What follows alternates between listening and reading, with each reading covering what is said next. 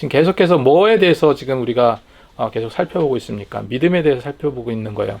그래서 지금 내 믿음에 대해서 자꾸 각인을 시켜야 돼. 내 믿음에 대해서 계속 생각해야 됩니다.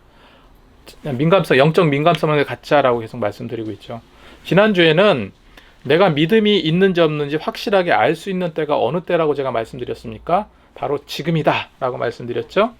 보지 않고 볼 수 없는 그 시대엔 오직 믿음만이 구원의 잣대가 되기 때문에 더 부단히 내 믿음을 점검하고 믿음대로 살려고 노력해야 된다라고 말씀을 드렸습니다. 보이지 않는 시대에 성령의 역사하심을 따라 살아간다는 것이 사실 쉽지는 않습니다. 그럼에도 사람들은 여전히 뭐라고 말합니까? 보여달라고 말해요. 하나님이 계시다면 내 앞에 보여줘라. 하나님이 계신데 왜 내가 지금 삶이 왜 이렇게 변화가 없냐? 이렇게 말하는 분들 많이 계시잖아요. 이 굳건한 믿음이 있어도 조금만 힘들어지면 이렇게 의심하고 하나님 탓을 하게 됩니다. 요한복음 13장에 보면은 예수님과 제자들이 마지막 식사하는 장면이 나오죠. 그리고 여기서 예수님은 유다가 당신을 팔 것을 말씀하셨어요. 그리고 자신은 절대 주님을 버리지 않겠습니다. 공언했던 베드로에게 예수님은 뭐라고 말씀하셨습니까? 내가 나를 3번 부인하게 될 것이다 라고 말씀하셔요. 제자들은 이미 내가 곧 십자가에 달려 죽게 될 것이고 3일 후에 부활하실 것을 말씀하셨어요. 제자들에게. 그 말을 들었던 제자들은 어떤 생각을 하고 있었을까요? 완전 패닉 상태에 빠졌을 거라고 생각을 해요. 내가 3일 후에 부활할 것이다. 이거는 귀에 들어오지도 않습니다. 뭐만 기억날까요? 우리 스승이 십자가에 달려 죽게 된다. 이제 끝이다. 이런 생각만 했던 거예요. 충격에 휩싸였죠. 그때 예수님의 죽음에 대한 말씀을 듣고 제자들은 어떤 마음에 어떤 힘듦이 있었습니까? 큰 불안이 오고 공포가 사로잡혔을 거예요. 그런 제자들의 마음을 너무 잘 아는 예수님께서 요한복음 14장 1절에 뭐라고 말씀하십니까? 너희는 마음에 근심하지 말라. 하나님을 믿으니 또 나를 믿으라 말씀하세요. 그리고 내가 하나님께로 가서 거처를 예비하고 와서 다시 너희를 영접하러 올 것이다 라고 말합니다. 그때 도마는 또 뭐라고 말합니까? 주여, 주께서 어디로 가시는지 우리가 알지 못하겠거늘 그 길을 어찌 알겠사옵나이까? 라고 말합니다. 그때 예수님은 그 유명한 아주 명확한 말씀을 하세요. 14장 6절 말씀이죠. 예수께서 이르시되 내가 곧 길이요 진리요 생명이니 나로 말미암지 않고는 아버지께로 올 자가 없느니라 했습니다. 당신께서 그 길이라고 말씀하시는 거예요. 이런 상황에서 도마가 그렇게 얘기했더니 예수님께서 이렇게 말씀하셨는데 빌립은 더 직접적으로 예수님께 묻습니다. 주여, 아버지를 우리에게 보여주소서. 아버지를 우리에게 보여주소서. 빌립 역시도 뭐라고 말합니까? 하나님이 계시다면 내 눈앞에 보여달라 말해요. 그때 예수님은 10절에 이렇게 말하죠. 내가 아버지 안에 거하고 아버지는 내 안에 계신 것을 내가 믿지 아니하느냐? 그러면서 11절에 내가 아버지 안에 거하고 아버지께서 내 안에 계심을 믿으라라고 말씀하세요. 그렇지 못하겠거든 행하는 그 일로 말미암아 나를 믿으라 말씀하셨어요. 행하는 그 일로 말미암아 나를 믿으라. 예수님은 당신이 행한 일들로 말미암아 믿으라 말씀하셨습니다. 예수님 뭐 얘기해도 모르겠고 잘 못 믿겠거든. 내가 행한 여러 가지 일들, 기적적인 일들, 여러 가지 상황들, 또 내가 전하는 말에 성령의 권능이 충만히 임했다는 것 사실, 내가 행한 그 일을 보고서라도 믿으라 말씀하세요. 저는 이 말씀을 묵상하면서 어떤 생각이 들었냐면은 오죽 답답하셨으면 그런 말씀하셨을까. 그죠? 도마도 빌립도 당연한 질문입니다. 사실 성경을 보고 믿는다고 하지만요, 우리 잘 몰라요. 성경은 분명히 어떻게 믿어야 되고 어디로 가야 되는지 인생의 방향이 그려져는 있어요. 그럼에도 늘 믿으면서 믿는다고 하면서도 잘 모르는 것 같고 이게 왠지 피부로 와닿지 않는 그런 느낌을 받을 때가 참 많다는 겁니다. 그래서 어떻게 하면 예수님을 잘 믿을까? 오늘 하신 말씀, 지금 믿음에 대해서 얘기하는데요. 다시 한번 말씀드리지만 믿음에 대해서 얘기하는데 다른 거 다 뺐어요. 예수님께서 믿음에 대해서 뭐라고 말씀하셨는가를 살펴보고 있는 거거든요. 뭐라고 말씀하셨어요? 믿어지지 않는다면 믿어질 만한 것을 보고서라도 믿으라 말씀하신 거예요. 지금 이 시대 구원을 확신하고 온전한 믿음으로 가고 기쁨으로 산다면 아무런 문제가 없습니다. 그런데 여전히 믿어지지 않는다면 어떻게 해야 될까? 믿어질 만한 것을 보고서라도 믿어라 말씀하세요. 믿어지도록 또 기도하면서 연구하면서 노력하라 말씀하시는 거예요. 오늘 이 본문에서 읽은 이 말씀에 나다나엘이라는 한 사람이 나옵니다. 그 나다나엘은요, 그 직업이 베드로와 같은 어부로 이렇게 추정하고 있어요. 하지만 나다나엘이라는 그 인물을 한번 연구해 보면은 그가 진리에 대해서 굉장히 목마름이 컸던 사람이었다라는 것을 알 수 있습니다. 나다나엘은요, 성경에 딱 2번 언급되어 있습니다. 요한복음 1장, 바로 오늘 읽은 말씀이 유일하게 그 행적이, 그 스토리가 기록되어 있는 것이고, 요한복음 21장에도 언급되어 있는데 거긴 그냥 이름만 나와 있습니다. 21장에는 부활하신 예수님께서 고기 잡는 제자들에게 나타나셨죠. 그때 베드로에게 이런 말씀하시죠. 요한의 아들 시몬아, 내 양을 먹이라, 내 양을 치라 말씀하십니다. 그런 장면이 나오는데 그 자리에 있었던 여러 명의 제자 중에 한 명이 나다나엘이에요. 21장 1절 2절 말씀을 보면 그 후에 예수께서 디베라 호수에서 또 제자들에게 자기를 나타내셨으니 나타내신 일은 이러하니라. 시몬 베드로와 디두모라 하는 도마와 갈릴리 가나 사람 나다나엘과 이렇게 이름이 나와 있습니다. 그리고 세베대의 아들들과 또 제자 둘이 함께 있었더니 했습니다. 이렇게 이름만 나와 있다는 거죠. 그런데 오늘 본문에서는 45절에서 51절까지 말씀을 보면 예수님을 만나는 장면이 나와요. 나다나엘이 누구인가? 보통 나다나엘은요, 예수님의 제자 바돌로메 알죠? 그 바돌로메와 동일 인물로 추정하고 있습니다. 그는 예수님을 믿고 나중에 인도까지 가서 복음을 전하다가 순교당한 주님의 제자로 이렇게 알려져 있습니다. 제가 믿어지지 않는다면 믿어질 만한 것을 보고 믿으라 말씀드렸는데, 나다나엘은요, 믿어지지 않았지만 믿어질 만한 것을 보고 믿었던 주님의 제자로 볼 수 있어요. 예수님의 제자 빌립이요, 먼저 예수를 믿습니다. 그리고 예수님의 제자가 되었어요. 이게 너무나 감격스러운 거예요. 내가 메시아를 만났고 그 메시아를 통해서 복음의 메시지를 듣고 하는 것이 너무나 감동이 된 거예요. 그래서 어떡합니까? 자기 동료 중에 한 사람인 나다나엘을 전도하는 겁니다. 그래서 뭐라고 말합니까? 내가 모세 율법에 기록하였고 선지자가 기록한 그 메시아를 내가 만났는데 그분이 바로 누구라고요? 나사렛 예수다 라고 말해요. 나다나엘은 그런 빌립의 말에 어떤 반응을 보였습니까? 한마디로 느낌이 이건 거예요. 나다나엘은 그런 빌립의 말을 듣고 황당하다는 반응을 보입니다. 아니, 메시아가 나사렛에서 나온다고? 그러면서 나다나엘은 빌립에게 이렇게 말하죠. 메시아 같은 선하신 분이 어떻게 나사렛 촌동네에서 나올 수 있을 수가 있냐라고 말합니다. 이거를 보면요, 나다나엘이 어떤 생각을 갖고 있는 인물이었는지 우리가 확인할 수 있는 겁니다. 아마도요, 나다나엘은 메시아에 대한 성경의 예언을 너무도 잘 알고 있었어요. 성경엔 빌립의 그런 말에 이런 반응을 했을 겁니다. 아니, 나사렛에서 메시아가 나온다고? 그 말이 되냐? 미가서를 봐라. 미가서를 읽어보지 못했냐? 분명 메시아는 베들레헴에서 나온다고 기록되어 있지 않느냐라고 반문을 했을 겁니다. 실제로 예수님은요, 나사렛에 사셨어요. 하지만 그의 육신의 부모였던 요셉과 만삭이었던 마리아가 호적 등록을 하러 예루살렘으로 오르다가 진통을 느꼈습니다. 그래서 베들레헴 어느 마구간에서 출산하게 되잖아요. 그렇게 탄생에 대해서 모르던 나다나엘의 당연한 반론이었습니다. 우리 예전에 이주일이 뭐라고 그랬습니까? 일단 한번 와보시라니까요. 그렇잖아요.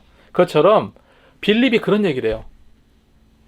요한복음 1장 46절 말씀에 나다나엘이 이르되 나사렛에서 무슨 선한 것이 날 수 있겠느냐? 빌립이 이르되 와서 보라. 일단 한번 와보라 라고 말합니다.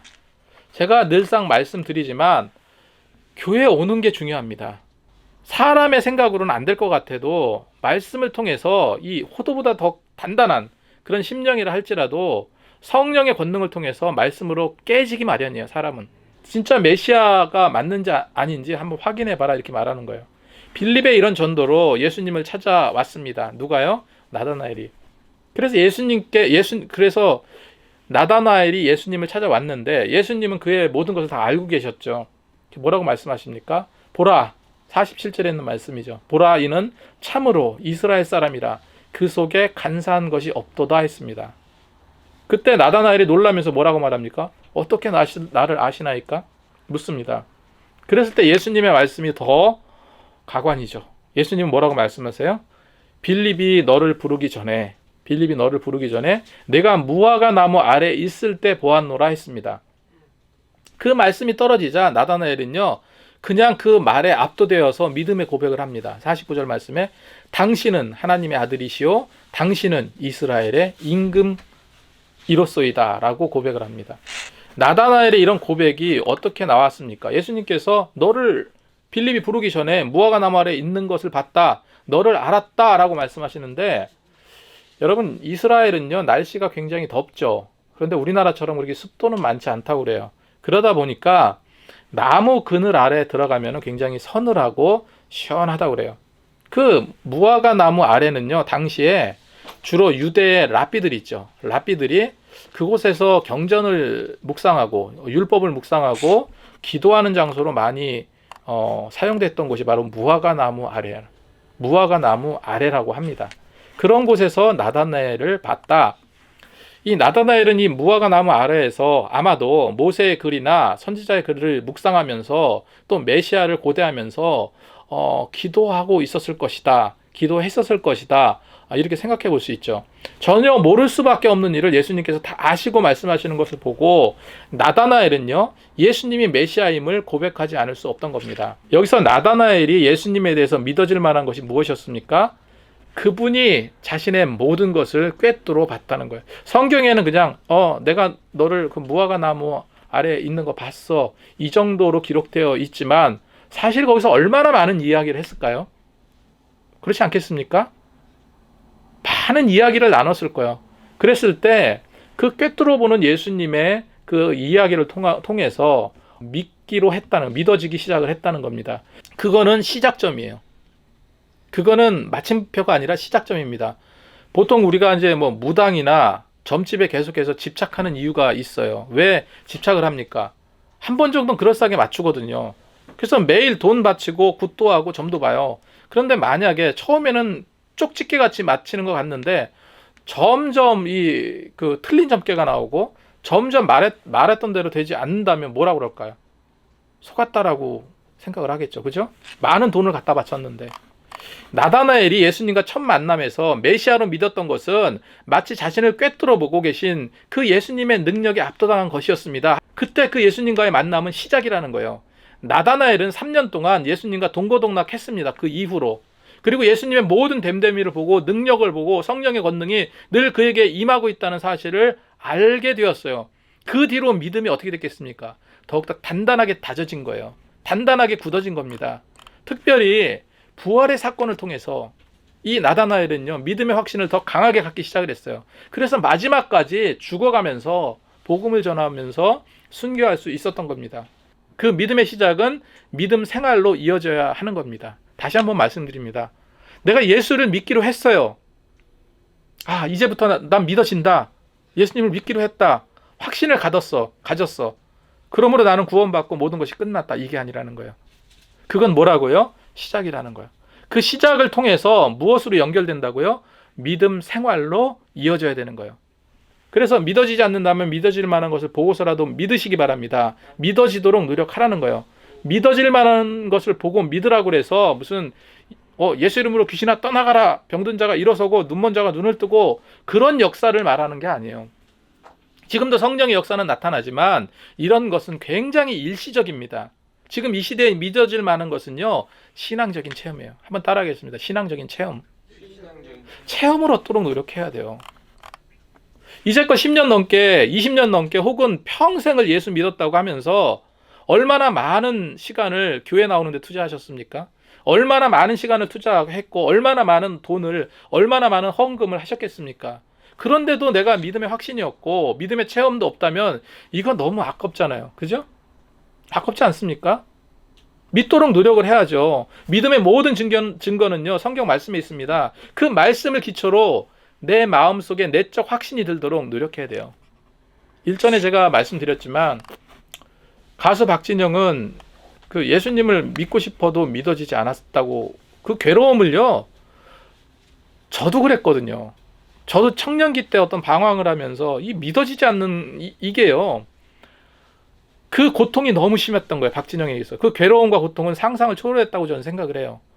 믿고 싶은데 그 노력을 했는데 믿어지지 않는 거예요. 그래서 박진영은요, 성경을 파고 또 파고 웬만한 설교는 다 듣고 성경이 사실인지 아닌지 몇 달 동안 핸드폰을 꺼놓고 이스라엘로 가가지고 이게 맞는지 검증 작업도 했다고 그러잖아요. 그래도 믿어지지 않는 거예요. 그 기간이 무려 고통의 기간이 7년 동안이 그랬다, 그렇게 이야기하잖아요. 어느 순간에 너가 왜 그렇게 성경에 대해서 그렇게 몰입해 있냐, 도대체 뭘 알고 뭘 하니까, 그러니까 어느 순간 자신이 남들을 가리키기 시작을 했다는 거예요. 모여봐, 사실 내가 이런 것이 궁금했어. 그러면서 성경엔 이렇게 나왔는데, 성경 보면 맞는데 난 믿어지지 않아. 성경을 가리키기 시작했다는 거예요. 그렇게 주변에 아는 사람들에게 성경을 가리켰는데 주변에 아는 사람들이 구원의 확신을 갖기 시작을 합니다. 예수를 믿기 시작을 해요. 나는 믿어져. 변화가 일어나기 시작을 한 거예요. 근데 본인은 정작 뭐예요? 믿어지지 않는다는 거예요. 그렇게 성경을 배운 자들이 예수 믿고 영접하고 믿는다고 말하기 시작했는데, 박진영 입장에서는 더욱더 미치겠는 거예요. 자기가 노력했는데 믿어지지 않으니까. 그런데 그런 인고의 기간, 7년이라는 기간에 걸쳐서 결국 하나님께서 그에게 믿음을 허락하셨어요. 정확히 기억은 안 나는데 성경을 읽는데 어느 말씀을 읽는 순간 믿어지기 시작했다라고 고백합니다. 그리고 자신이 거듭났고 그 사실을 공개적으로 인정을 했어요. 인터넷에 그 간증문이 떠돌잖아요. 자기 신앙 간증문이. 그 기쁨은 말로 표현할 수 없는 거예요. 물론 박진영의 그 거듭남은 논란도 많고 타일도 많아요. 분명 받아들일 수 없는 부분도 사실은 있어요. 하지만 믿어지지 않는다면 최소한 노력이라도 해야죠. 노력이라도. 끈기 있게 노력이라도 하시기 바랍니다. 제가 가만히 생각을 해봤어요. 그러면 우리가 노력해야 되는데 믿어질 만한 것이 무엇이냐는 거예요. 믿어질 만한 것이. 믿어질 만한 것은요, 그 믿어질 만한 것이 뭐냐면, 믿어질 만한 것은 어느 곳, 어느 환경, 어떤 사건, 어떤 때라도 분명히 살아가는 상황 속에서 내 깊은 마음의 심상 속에 나타나게 되는 하나님의 존재성을 말해요. 제가 정의를 한번 해봤어요. 그런 하나님의 존재성, 내 심령 안에 나타나는 하나님의 존재성, 그걸 볼 수 있도록, 그걸 믿을 수 있도록, 느끼며 믿을 수 있도록 노력하자는 거예요. 제가 그러면은 그런 것을 위해서 최소한 2가지 정도의 노력은 필요하다고 생각합니다. 그 첫 번째가 영적 민감성이에요. 하나님께서 내게 원하는 것이 무엇인지, 나는 어떻게 믿음 생활을 해야 되는지 끊임없이 생각을 해야 돼요. 영적 민감성을 가지고 하나님과 교통하려고 노력하는 것이 필요하다는 겁니다. 내가 이렇게 신앙생활을 해나가면서 하나님은 내 곁에 계신 것 같지 않아, 멀리 계신 것 같아 라고 느꼈다면은, 그렇다면은 여러분 어떤 생각이 드세요? 하나님이 멀리 있는 것 같아, 내 곁에 없는 것 같아. 그러면요, 여러분 마음속에 두려움이 오는 것이 정상이에요. 여러분 마음속에 하나님과 멀어졌다고 느끼셨다면은 두려움이 와야 돼요. 두렵지 않으면 그거 이상한 겁니다. 근데 하나님이 내 곁에 계시지 않는데 그 두려움이 오는, 그러니까 영적 민감성이 필요한 거죠. 하나님과 나와의 관계가 멀어졌다고 느꼈다면은 그 멀어진 간격을 좁히는 노력이 필요합니다. 그런 것이 동기가 되는 것이 바로 영적 민감성이에요. 잘 기억나진 않지만 제가 이제 예전에 봤던 영화 중에 이런 영화가 있어요. 그 연인이라는 영화가 있습니다. 92년도인가 그때 나왔던 영화인데, 그 마지막 장면이 제게 너무나 선명히 남아 있습니다.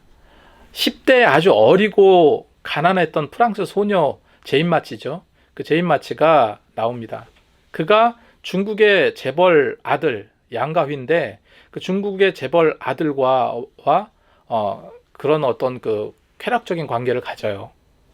그런데 중국 재벌 아들은요, 그 소녀를 너무너무 사랑하게 돼요. 그래서 그녀와 결혼하고 싶어서 결혼하겠다고 말합니다. 그리고 부모에게 가서 그걸 얘기해요. 나 이 소녀랑 결혼하겠다. 그런데 그 중국 재벌가 가문이 허락하겠습니까? 가난하고 돈도 없고 나이 어린 그 프랑스 여자랑 결혼을 안 시키겠죠. 그래서 결국은 그 부모가 그 10대 소녀 어머니에게 큰 돈을 주면서 헤어지게 만듭니다. 근데 그 마지막 장면이 너무나 멋있어요. 바닷가예요. 바닷가 부둣가에 저쪽 끝에 한 자동차가 멈춰 있습니다. 그 소녀를 사랑했던 그 아들이죠. 중국 재벌가 아들이죠. 아무것도 없이 그냥 바닷가 부둣가에 자동차 하나만 보여요. 그 안에는 그 양과 휘가 타고 있었어요.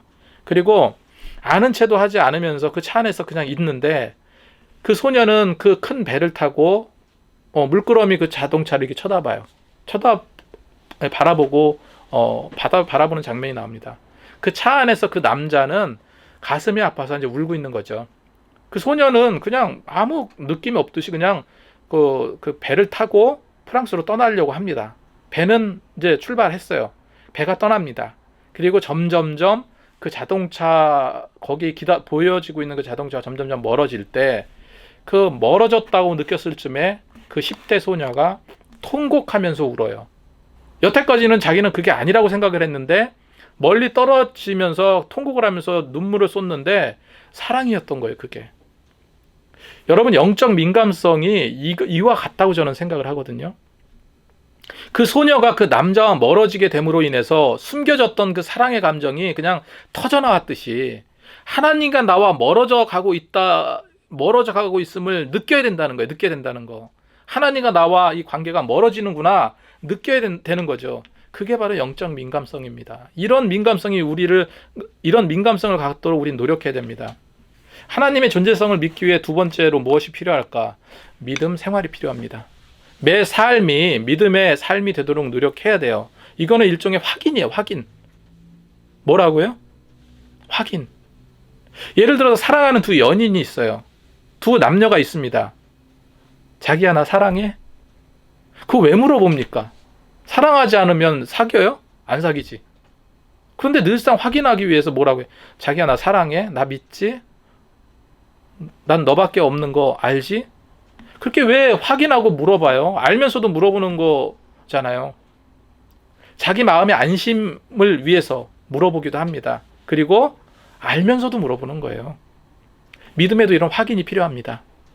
그래서 매일 예배 드리는 거, 매일 기도하는 거, 매일 말씀 묵상하는 거, 나는 주님의 자녀이지, 나는 예수 믿는 자이지, 내가 예배 드리는 거는 내가 거듭난 자이기 때문에 드리는 거잖아. 내가 기도하는 것은 내가 예수님을 의지하기 위해서, 하나님을 의지하기 위해서 기도하는 거잖아. 이렇게 확인하는 거라니까요.